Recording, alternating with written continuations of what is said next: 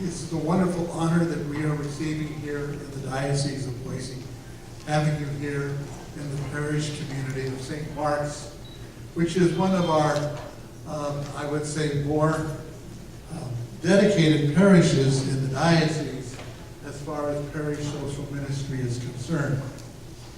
Reaching out to others, trying to make a difference in people's lives. On behalf of the entire Diocese of Boise, let me thank you for your presence and for the many ways you are putting into practice our church's social mission. And I know you're here from other places than Idaho, which is wonderful. I know you're here from Oregon, from the Archdiocese of Portland. I know you're here from Utah, from the Diocese of Salt Lake City. I know you're here from various other dioceses and other organizations and Catholic Charities. But we all have the same mission. And what's really wonderful at this time in our lives is we have a Holy Father of hope who is very affirming of our mission and our ministry and what we're doing. Today, he made the statement that unless you have a Catholic presence of mission, you don't really have a church. You're not a church without charity. Now that's a wonderful statement for our Holy Father to make, and it's wonderful for each of us because it affirms us in our ministries, it affirms us in what we're doing and what we're trying to do. It shows that we truly, have a mission and a duty to make a difference in the world. I tell the young people whom I confirm, go make a difference. You receive the gifts of the Holy Spirit, now go make a difference. And our young people are excited about the possibility of making a difference. And all of us should be excited about the possibility of making a difference, whether we belong to the St. Vincent de Paul Society, Catholic Charities, Communities of Salt and Light, Parish Social Ministry, whatever we are, whoever we are, knowing that under the aegis and under the form of charity, we can go make a difference. And so it is, I welcome all of you tonight here to St. Mark's Parish and to this weekend which we have together to talk about ways that we can truly make a difference. As you know, the ministry of charity and justice is an indispensable expression of our faith. Across the country, it is embodied in the work of dioceses, St. Vincent de Paul conferences, Catholic Charities agencies, organizations which touch millions of lives annually. It is also very much alive in the efforts of various groups and faith-filled individuals at the parish level. In the document Communities of Salt and Light, our Bishops' Conference recognized the many diverse ways social ministry is enlivening our parish communities. Across the country, countless local communities of faith are serving those in need, working for justice, sharing our social teaching as never before. Millions of parishioners are applying the gospel and church teaching in their own families, work, and communities. More and more, the social justice dimensions of our faith are moving from the fringes of parishes to become an integral part of local Catholic life. And our Holy Father, is making those kinds of statements which also help us to realize that our concern and our desire to serve the people in ways in which we reach out to them in Catholic social teaching is not a fringe teaching, but very much a central part of our Catholic faith and Catholic life. Parish social ministry is an important tool to help transform hearts and form believers into agents of gospel change. Consequently, this ministry deserves more than just half-hearted or disjointed efforts. It cannot merely be seen as the work of the pastor or one particular parish community or committee or a few dedicated parishioners. Social ministry must be central to the life of our parishes and must flow out of a community of people who are committed to living the gospel values of charity and justice. As you all know, the work of charity and justice is not easy, yet it is essential. Why? Well, just look around you. Our faith is tested daily by the violence, injustice, and moral confusion that surround us. In our nation, a fourth of our children under the age of 6 grow up in poverty, and 1.6 million children are destroyed before birth by abortion. Every day, 40,000 children die from hunger and its consequences around the world. In our streets and neighborhoods, violence destroys the hopes, the dreams, and the lives of too many people. And in our local communities, increasing numbers of people cannot find decent work, housing, health care, or education. In these trying times, the Catholic community needs to be more than ever a source of clear moral vision and effective action. Our challenge is to find daily opportunities to move our people from the lofty principles of faith to faith-filled action, and in doing so, bring about that conversion of heart so badly needed in our world today. This is the challenge we all face as people committed to building the kingdom of God here on earth. So as we begin this Parish Social Ministry Conference, I extend my heartfelt thanks to Catholic Charities USA, to the St. Vincent de Paul Society, to Catholic Charities of Idaho and Spokane, the Catholic Diocese of Salt Lake City and the Archdiocese of Portland. I also want to thank the organizing committee, particularly Christine Smith, St. Mark's Parish, Nectar of Life, and the many wonderful presenters and volunteers who are with us.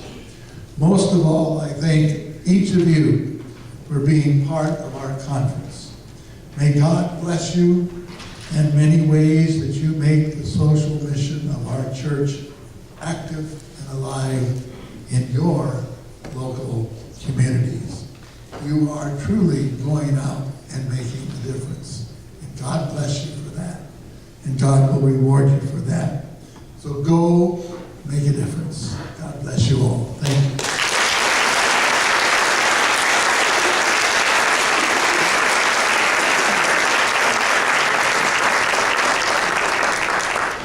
Thank you, Bishop Mike. That was beautiful. Hi, I'm Christine Smith, and I was just told that somebody left keys back there. So Lynn's got the keys. Okay. And a check.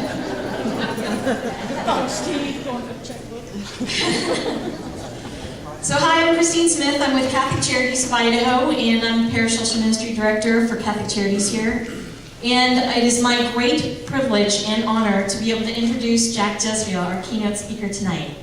I met Jack back in 2003 in a small little parish in Baltimore, Maryland, where he was talking about JustFaith. And it was from that experience that I got so excited that I joined a JustFaith group in my parish. As a result of that, I was so changed by it that I decided to go out and get my master's in theology. And because I got my master's in theology, I can be a parasocial minister, but more important, that I can be with all of you. So having said all that, Jack has over 20 years of experience in parish ministry and has spent 8 years as a Catholic parish in Louisville, Kentucky, developing conversion-based justice program, JustFaith Ministries, which has extraordinary results across the nation. Over 18,000 people in over 100 dioceses across the country have participated in the Just Faith program. Jack holds an undergraduate degree in philosophy and religion from Furman University and a master's in divinity from University of Notre Dame. He spent 6 years as a Catholic worker community, providing basic and emergency services to the homeless in Colorado, before directing his attention back to the transformative education of Just Faith. So the great news is Jack is now the current president of Just Faith, which is a great move. He was executive director, now he's president. President and founder of Just Faith Ministries, which is a nonprofit organization that we have been fully supporting here in this diocese. It's a tremendous program, and we have several Just Faith graduates here and engaging spirituality groups, Just Matters groups here. Jack is he has been going nationally speaking about different things, and for some of you, you've seen him in LA Congress and other areas as well. In February 2006, Jack received the prestigious Harry A. Fagan Award at the annual Social Ministry Gathering in Washington, D.C. for his unique contribution to the church's social mission in the world. He lives in Louisville, Kentucky with his wife Maggie and 3 daughters. Please help me welcome Jack Jezreel.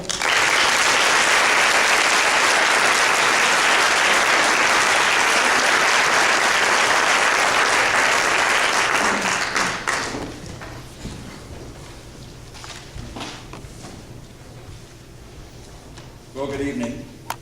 Let's try that again. Well, good evening. You did it well. Let's try. How's that? Is that working? Does that sound okay in the back? No. I'm still working on it. A little louder. A little louder. Yeah. A little louder. Clip it to my bottom lip, but it wouldn't work. How's that? Is that good? Louder. Is that better? Louder. I can't do anything else. What? Up here? There? How's that? Is that better? No? It's getting better now? This isn't exactly, this wasn't in my text, actually. Is that better? Okay, we'll go ahead and start. I'm going to actually say some stupid jokes to start with anyway. Bishop and Christine, thank you for having me. Actually, now that you've told that story, Christine, so I'm thinking, so JustFaith inspired you to get your degree allowed you to get this job. The bishop, the way I figure it, I am owed a finder's fee.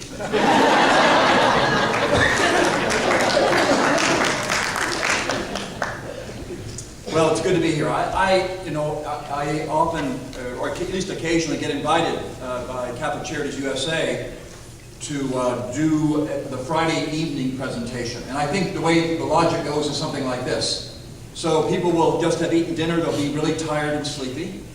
People will have driven all day, they'll be tired and sleepy. People will have worked all day and then driven all day, and they'll be tired and sleepy. So let's pick the loudest person in the universe to give a presentation on Friday night. Anyway, I will be loud tonight, but I also will try to, in some ways, be provocative. Not for the purpose of bothering you, but for the purpose of really helping us stimulate our imaginations. We are here, this is a special opportunity, a really extraordinary opportunity to think fresh about what it means to be a baptized people. And so my intent tonight is to try to say something that will stimulate new thought. My presentation this evening I have entitled St. Francis, Pope Francis, and a Vision for the 21st Century Parish. Well, a lot has happened in our church in the last couple of months. I was at a retreat center in Danville, California just last week, giving a presentation to the priest of the Diocese of Stockton, and during a lunch conversation with 6 or 7 of the priests and me sitting around the lunch table, one of the priests remarked, "This Pope sure is different than the previous Pope," which seemed a little understated. To which one of the other priests at our table said, "Yes, and different from the one before that, and the one before that, and the one before that, and the one before that." And his point was that in 2 short months, Pope Francis has been unlike any pope that any of us know anything about. And this, by the way, is not meant to be backhanded criticism of previous popes. It's just an acknowledgement of something rather distinctive and extraordinary. The simple fact of a Jesuit choosing the name Francis is rather remarkable. And not Francis Xavier, Francis of Assisi, the Franciscan Francis. And it's one thing to choose the name Francis, and then there's the expectations that it creates. And almost amazingly, Pope Francis has humbly walked this talk. Consider these words excerpted from this week's edition of the Tablet, the international Catholic publication. It is astonishing, I'm quoting now, it is astonishing how from the first minute of his inauguration, Pope Francis chose a new style. He wears no mitre with gold and jewels, no ermine-trimmed cape, no made-to-measure red shoes or headgear, uses no magnificent throne. It is astonishing, too, that the new pope deliberately abstains from solemn gestures and high-flown rhetoric and speaks the language of the people. And it is astonishing how the new pope emphasizes his humanity. He asked for the prayers of the people before he gave them his blessing. He settled his own hotel bill like everybody else, showed his friendliness to the cardinals in the coach traveling to their shared residence and at the official goodbye. And, as you all know, on Monday, Thursday, washed the feet of young prisoners, including those of a young Muslim girl. This is all pretty remarkable stuff. I think St. Francis would approve. And of course, there has been the excited and voluminous speculation about all that the choosing of the name Francis means, not only for the Pope, but for the universal church. Since there have been more books written about St. Francis of Assisi than any other saint, there is a lot to speculate about. Since St. Francis was a man committed to the poor, should we assume that this will flavor Pope Francis's mission? So far, the answer would definitely seem to be yes. Since St. Francis was a man committed to simplicity and poverty himself, should we assume that this will flavor Pope Francis's manner?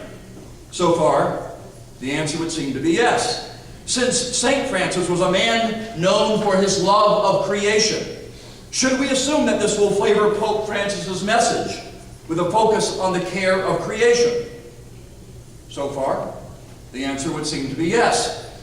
Since St. Francis was a man who dialogued with the Sultan, should we assume that this will flavor Pope Francis's work?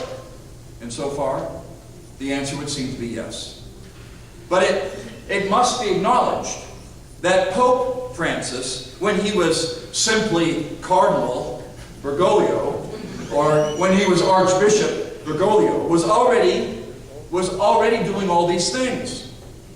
He did not change when he became Pope. It would appear that he is not going to change at age 76. In choosing the name Francis, our Pope, may I suggest, has only chosen a name that fits him. He is, quite frankly, a saintly man. A man comfortable leading the church, and a man comfortable ministering in a slum. It is also reported that Pope Francis has always been a fan of tango dancing. And I'm not exactly sure what the linkage with St. Francis is. At any event, at an event like this, we could happily focus on any one of those themes I just mentioned, except the tango dancing. Poverty, simplicity, care of creation, interfaith dialogue. But this evening, I'd like to raise up two events in St. Francis's life that provide some interesting ways to interpret Pope Francis, and I believe the future of the American Catholic parish. And both of these stories have to do with transformation. First, there is the story about the leper that forms part of St. Francis's compelling narrative. Remember that Francis of Assisi was raised in a wealthy home. He was, to quote Franciscan Father Richard Rohr, he was an Italian dandy, consumed with the things of wealth and privilege and comfort.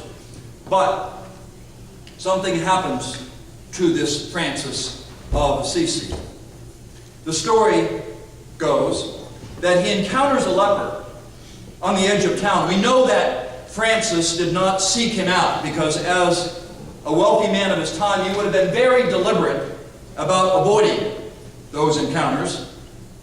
We don't know all the details. In fact, a lot written about Francis is hard to verify, but apparently he was moved with compassion for the man. And those of us who have grown up comfortably perhaps know this experience of coming face to face with someone that we have been trained, and I mean trained, to avoid, but whose hardship breaks through the hard-heartedness of our upbringing and biases. Anyway, the story of Francis's encounter with the leper climaxes with Francis kissing or embracing the leper and then remarking about the experience. What before was unthinkable now has become sweetness and light. In so many ways, Francis's words and stories speak of a familiar but powerful drama that I think most of us in this room know something about. Biblical, Christian, and human history is filled with the compelling testimonies of people who somehow, and with God's help, become strikingly different, which by the word is one of the meanings of the word holy. And part of what is different is that these are people who become more invested in the lives of people that previously they could not see, people they had previously deliberately ignored or avoided or derided or in some cases even hated. The story of St. Francis echoes the story of, for example, Mother Teresa and Archbishop Oscar Romero and Dorothy Day and Damien of Molokai and thousands of people of faith who, prompted by a deepening of their faith in God, consequently find themselves drawn into relationship with the other. And the other is defined here in the most general sense. It just means the one whom we have been taught to ignore, taught to be suspicious of, to be afraid of, to think of as different from ourselves, or to consider less valuable, less human, or less worthy. So, for example, for people who are rich, the other may be people who are poor. For people who come from one part of the world, the other comes from another part of the world. For people who come from one side of town, the other comes from another kind of neighborhood. For people of one political persuasion, the other has a different political philosophy. For people of one skin color, the other has a different skin color. And when you talk about it like this, it all just seems so stupid. But its effects are devastating. Just ask the Tibetan people, who are on my mind tonight simply because the Dalai Lama is in my hometown this weekend. And the potency of our Christian Catholic faith is that it is somehow able to overwhelm the notion of the other. Under grace's sway, Francis of Assisi kisses a leper. Mother Teresa cares for those who are dying and poor and homeless, all three. Racists repent. The greedy become generous. The self-preoccupied become compassionate. Enemies embrace, and the blind see. Those who had walked in darkness now walk in the light. And one of the very common encounters, one of the very common outcomes of these encounters is that people love better. They love in ways they had not loved before. In effect, they love bigger. My brothers and sisters, welcome to Catholic social teaching, courtesy of St. Francis of Assisi. And back to Pope Francis, remember, one of the very first actions as Archbishop of Buenos Aires in 1998 was to double the number of priests assigned to the slums. The second story I'd like to highlight about St. Francis's life, and this story is connected to the first story, is the very familiar story of Francis receiving instruction from a crucifix in San Damiano to repair or rebuild my church. Now, as we all know, this was not about the construction of buildings. This was about what was going on inside the building and also outside of the building. This was about the repair of the church called the people of God. And Francis understood himself to be called to help the church reclaim its mission and vision. For the last 20 years, I have been repeating a story that speaks to this theme, and I've chosen to speak it again tonight. It's a story that I first heard read by Bishop John Sullivan at a ministry conference in Kansas City over 25 years ago.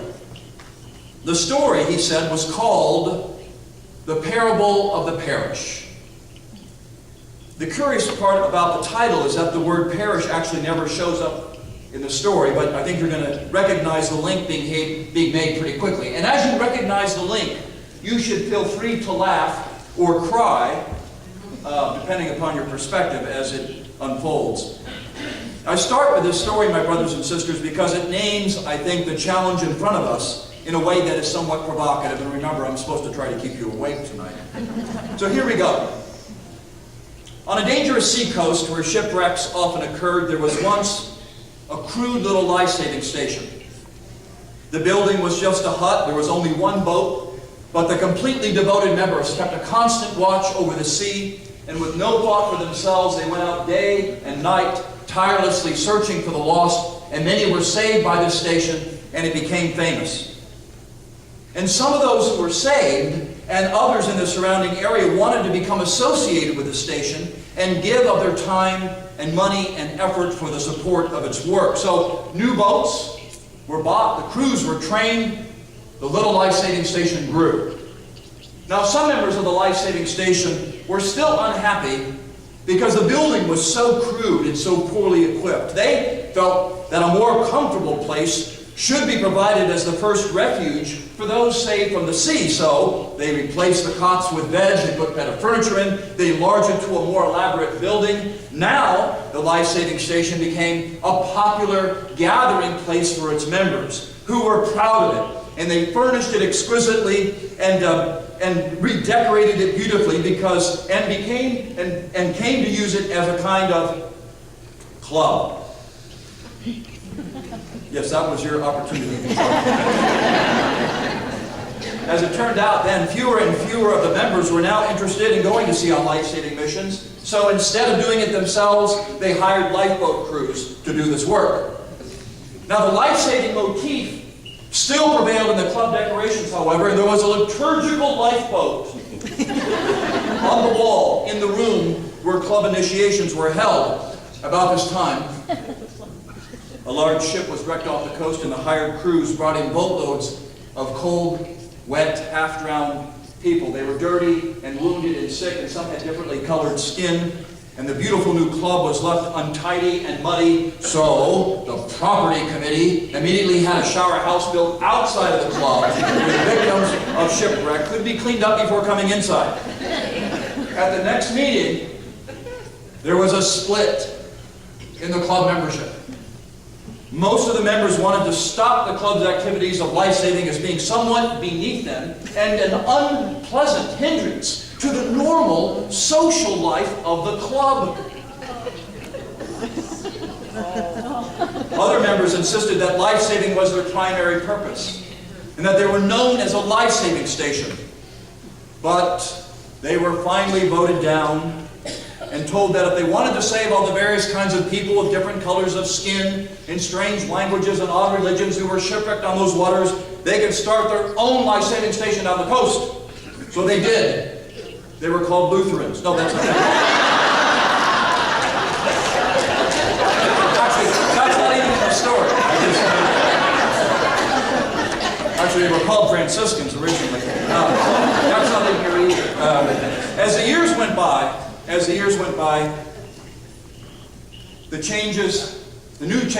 new station experienced the same changes that had occurred in the old station. It evolved into a club. And then yet another life-saving station was founded. And history continued to repeat itself. And if you visit that seacoast today, you will find a number of exclusive clubs along that shore. Shipwrecks still happen in those waters, but today most of the people drown. The parable of the parish. Well, I'm sure one of the reasons that the bishop elected to tell that story was out of the pastoral interest to challenge and to warn. It is certainly a cautionary tale. It is possible, the story suggests, for an institution or an organization or a movement or a religion that has at its founding some kind of original courage or original generosity or original sacrifice, over time, because of the decisions of generation upon generation upon generation, to find itself at some distance from this original mission or vision that people found so compelling. I imagine that this was part of St. Francis's experience as he looked around and saw a church in decline. To rebuild or to repair the church, as he was called to do, meant to recover the mission, to recover the vision, and to restore the church to its intended purposes. I also imagine that this is what Cardinal Bergoglio had in mind when, after the cardinals had assembled in Rome to select a new pope, before he was selected, he spoke to them of the need for the church to recover from what he called, and now I'm quoting, theological narcissism, and had the church more self-preoccupied than other-focused. And he said, and I quote, "The church must take leave of itself and go to the peripheries." And he went on and criticized, and now I quote again, "the worldly church living in itself, of itself, for itself." Brought to you by your current pope. My brothers and sisters, the language of Vatican II, the language of our recently deceased, our latest deceased pope, our retired pope, and now our current pope, and may I remind us, the language of Jesus, is that the Church's social mission, its engagement with a fragile world, is a constitutive dimension of our faith. It's true, at the time of the Second Vatican Council, this was an unfamiliar message for most North American parishes. It was almost as if the Church had awakened to a world in crisis, a social crisis and a spiritual crisis, and recognized that those two are profoundly connected. Social mission, said Vatican II, is not optional, it's not extracurricular, it's not peripheral, it's not secondary. It is core. It is constitutive. Constitutive. Now, constitutive is not a word you use all the time, especially at a martini party.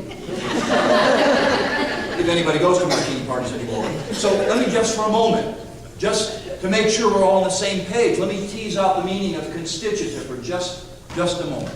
Let's pretend that it's Sunday morning and there is a Catholic family taking a vacation and they're driving through Boise. I don't know why anybody on vacation would drive through Boise instead of to Boise, but it's what they did. And they have decided that they will keep their eyes open for a Catholic church as they're driving, intending to stop, attend Mass, and then hop back in the car and get back on the road.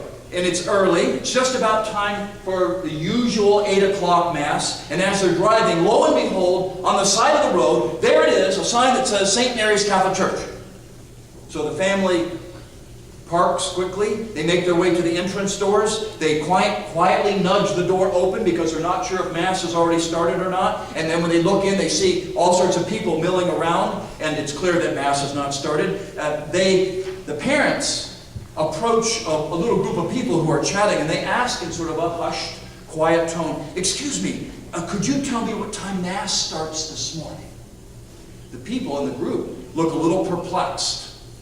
And then one of the parents, who's got a little more theological background, says, "Oh, wait, what time do you celebrate Eucharist this morning?" And again, the group looks puzzled. And then one of the members of the group finally lights up and says, yeah, that's Mass, Eucharist. We used to do that, but we don't do that anymore." And the couple, thinking they made a mistake, apologized. "Oh, we're so sorry. We saw a sign. We thought it said a Catholic church." And someone in the group says, "Well, yeah, this is a Catholic church." And the parents say, "This is a Catholic church, and you don't celebrate Eucharist. So what makes you Catholic?" And the group member says, "In 5 minutes, bingo starts." Now, as awkward as that story is, the following should be just as awkward. Just as awkward. Let's pretend that instead of a family passing through town, a young professional woman is actually moving into town. And no sooner are her boxes unpacked and the furniture in place than she drives to the closest local parish, eager to establish membership now that she's moved in her Catholic community. The ink is not even dry on her registration form, and she rubs her hands together, and she looks at the parish office staff who are there with her, and she announces excitedly, "It's good to be in my new Catholic home. It's so nice to meet all of you, and I can't wait to get involved, and I especially can't wait to get involved in whatever ministries you offer working with those who are poor." Now the staff and the volunteers in the office look a little confounded. One of them says, "I saw a poor person once." But to be honest with you, we really don't have much to do with them at this church. The new parishioner, once a Jesuit volunteer in her young life, is now the one who looks confounded. And she replies, "You don't do anything to address poverty? And this is a Catholic parish?" And then the key question follows. Then what is it that makes you Catholic? Which is exactly the question that the Pope asked yesterday that Bishop Driscoll just mentioned. The questions are the same.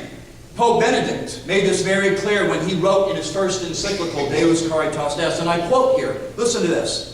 "The Church's deepest nature is expressed in a threefold responsibility of, 1, proclaiming the Word of God, celebrating the sacraments, and exercising the ministry of Caritas, which we translate into charity in English. These duties presuppose each other and are inseparable."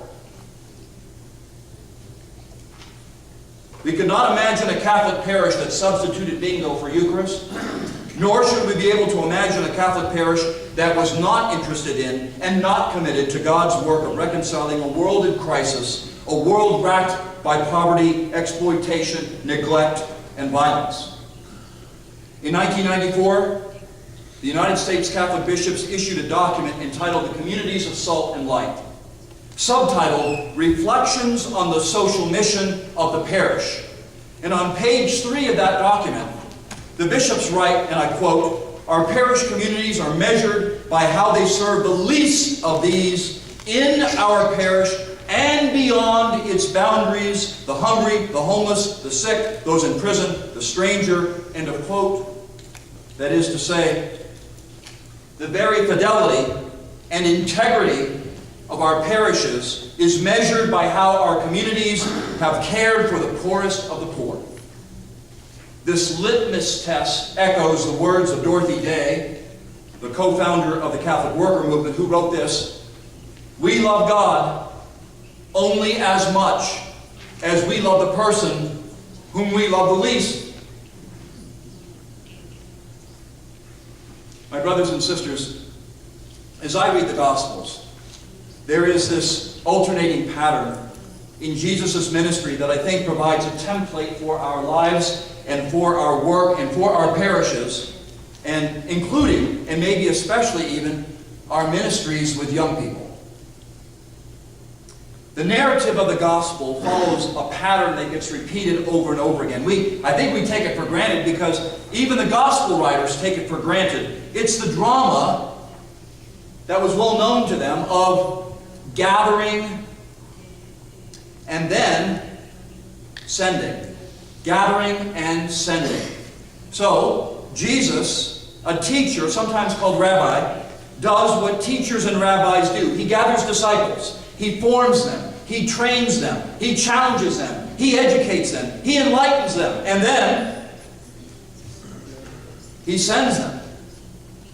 Jesus, the teacher with this provocative and life-changing message of God's good news to the world, he gathers listeners and then he sends them. And then Jesus' disciples, after Jesus has been crucified and raised from the dead, like their master, their role model, their Messiah, they also gather listeners and believers, and then the disciples send them. And as the church has grown and matured, at its very best throughout history, the church has mimicked and embodied this alternation of gathering and sending. The church gathers, and then the church sends, and then it gathers again and sends again. So let me define the terms for you. Gathering in the 21st century church is the work of religious education, Bible studies, catechesis, youth ministry, and spiritual formation. Gathering is the work of liturgy or worship, that is, gathering people of prayer for sacrament. It's the stuff of retreats and convenings like this one, gathering people from many dioceses to a single place. Gathering is the nurture, it's the preparation, it's the celebration, it's the education, it's the discernment. And of course, most of the time, gathering happens geographically, as you would guess, at the home base, the mothership, parish property. Gathering happens at the parish. At its best, gathering speaks to the sense of getting ready, perhaps getting ready for some particular event like baptism or confirmation, but more generally, getting ready for the larger event called our lives, the work and commitments of our lives, of our faith. Gathering is what happens on Sunday liturgy or celebrations like weddings and ordinations. Gathering is the many social occasions to be together, fish fries, potlucks, and parish festivals. We gather to have fun, be refreshed by each other's company. Gathering is the Lenten retreat, the Advent mission. Gathering is the RCIA, it's Life Team, it's marriage prep. Gathering is about nourishing faith, nourishing the community, about remembering our story, sharing in Eucharist, and being prepared for the second part of the drama called sending. And sending is about mission. Sending includes ministering in the slums, helping resettle refugees in our hometowns, serving meals at soup kitchens. It's advocating for immigrants, the poor, and the vulnerable. It's providing a safe place for battered women. It's providing care for battered soldiers. It's caring for the hurricane battered in Haiti or the tsunami battered in Japan. The work of agape, by definition, is that the love that we're called to as Christians knows no exceptions and finds its way especially to the wounded places. It's the work of community organizing. It's volunteer corps, St. Vincent de Paul home visits, peacemaking. It's about making a home, a place in our homes for women with difficult pregnancies. It's the work that is outlined and given a vocabulary by Catholic social teaching. And the touchstones of Catholic social teaching are the dignity of every human life, the common good, the dignity of creation. It speaks to the support of families, good jobs, attention especially to those who are poor and vulnerable, and a bias against violence of every kind, including the violence of abortion, the violence of capital punishment, the violence of poverty, and the violence of war. The proclamation of the reign of God is to embrace the gift of life and the gift of creation, and to relish them, and to protect them, and to share them. And the critical religious insight drawn from Matthew 25, and read, by the way, on the last liturgical Sunday of the year, Christ the King, the Feast of Christ the King, is that this sending, articulated in Matthew 25, is a necessary part, I'll use the word, a constitutive part of what it means to be in relationship to God. Whenever we tend to those who are poor and hungry and naked, we tend to Jesus. To know compassion for God's people who are poor is to know God. Because to know compassion, to do compassion, is to be in the heart of God. You see, the gospel is a drama of gathering and sending, and it's got to be both. And here, my brothers and sisters, is the challenge. Now, every talk has some major point it wants to make, and since apparently the ceiling is not going to open, and light is not going to pour through, and the angels are not going to sing, I'm just letting you know it's about to happen. And here's the challenge. Parishes, as they are typically configured, are primarily, or sometimes exclusively, places of gathering, period. If you look at the parish bulletin, the parish budget, the parish staff, the pastor's time, it's all about gathering. It's all about gathering. It's about gathering for Eucharist, gathering for prayer, gathering for education, gathering for fun, gathering for sacramental preparation, which amounts to gathering in preparation for more gathering. One telltale indicator of this is the fact that the most repeated Catholic question is, what time is Mass? What time are we gathering? And so often the parish calendar is just one very long list of gatherings. Now let me be clear at the outset. I am not bashing gathering. I'm a teacher. I've dedicated my life to gathering. The only thing better than gathering with 25 people is gathering with 175 people. Because gathering, as we all know, is absolutely critical. Gathering as the nurture of faith is essential. The human hunger for God, for meaning, for faith, understanding, the appetite for vision and spirituality, the desire for encounter with the sacred and the holy, these are all real and precious. We need a faith community, so we gather. We need to learn and be formed in the likeness of Christ, so we gather. We need to be mentored to holiness, so we gather. We need to pray, and we need to learn how to pray, so we gather. We need to break bread and share a cup, body and blood, so we gather. But gathering, disconnected from sending, ultimately mutates into something nearly impotent. Something less than the gospel, something less than what is so very compelling about the Jesus story, the experience of Jesus, and the church he inspired. You see, my brothers and sisters, that parishes are structured for gathering, but not structured for sending, has at least two serious, deadening consequences. First, parishes that emphasize gathering and not sending become static because they have lost their mission. Have you ever seen these bumper stickers that says, Jesus is coming, look busy?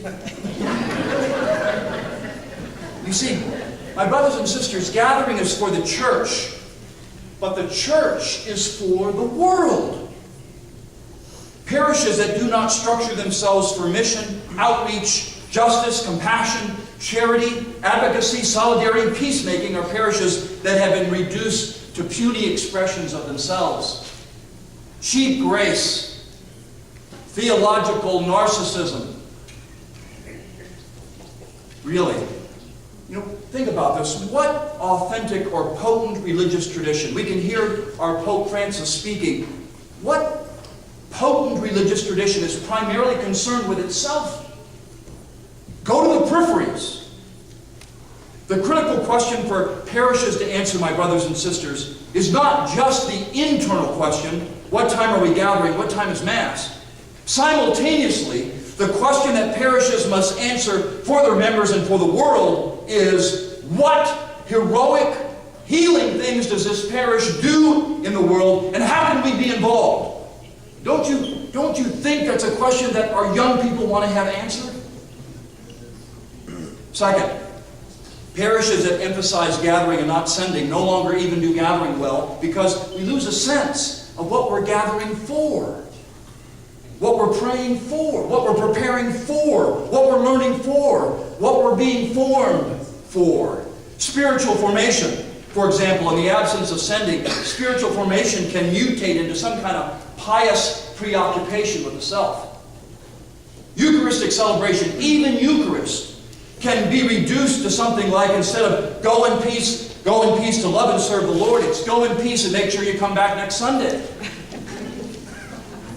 It's time that we religious educators, we liturgists, we youth ministers, understand that we can't do our job. We cannot do those ministries without a focus on compassion and justice and charity, without an eye toward mission. My experience, and I do an awful lot of traveling around the country, parishes lose members, not because they're wrong, but because they're not compelling, and they're not heroic. In some cases, they're not relevant. They're not courageous. Our children need and want a church that is heroic like Jesus, like St. Francis, like Dorothy Day, like Mother Teresa. Our children want to be challenged to their bones. And our children want a lot asked of them. And I think so do we.